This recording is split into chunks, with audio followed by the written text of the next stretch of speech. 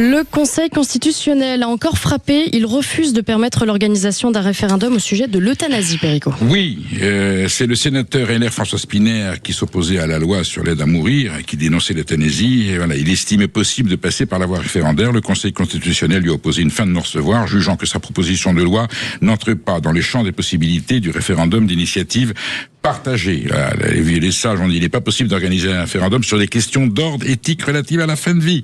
A tranché le constitutionnel, c'était hier 17 juin. C'est la première fois, notons-le, que les sages ferment la porte à l'idée de consulter directement les Français sur l'aide à mourir, suicide assisté ou euthanasie. L'éventualité d'un référendum avait été évoquée plusieurs fois par Emmanuel Macron depuis qu'il a porté le projet de loi prévoyant l'accès à l'aide à mourir en mars 2024. Depuis, le texte devenu proposition de loi a franchi les principaux obstacles de son adoption.